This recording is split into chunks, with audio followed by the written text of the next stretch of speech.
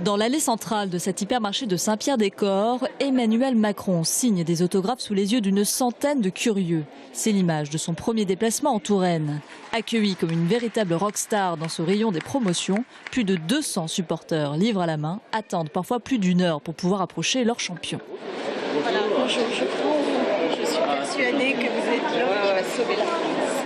En fait, on a été attirés par les avancées un petit peu libérales en matière d'économie, mais en même temps les protections sociales et puis aussi le leadership du personnage en fait. Ce qui est très important, c'est bien sûr la nouveauté, la non-compromission d'Emmanuel Macron avec un tas d'appareils de parti, de toutes les combines, il le dit haut et fort.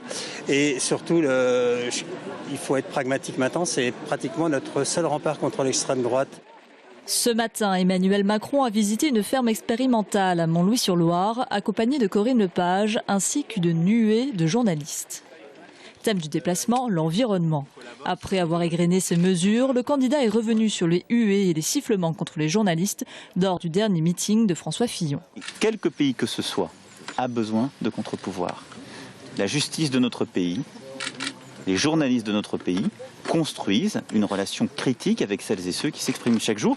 J'ai à en connaître, mais c'est notre lot quand on décide de faire cela. On ne peut pas prétendre aux plus hautes fonctions de la République en considérant qu'on doit être un intouchable de la presse et qu'on est au-dessus de la justice. Ça n'est pas possible. À ses côtés, des transfuges tourangeaux comme Jean-Jacques Filleul, sénateur PS d'Indre-et-Loire, Philippe Chalumeau, ancien responsable PS, aujourd'hui leader des pro-Macron en Touraine et candidat pour l'investiture de la première circonscription d'Indre-et-Loire, ou encore Françoise Amiot, l'adjointe démissionnaire aux finances de Tours, auparavant pro-Fillon.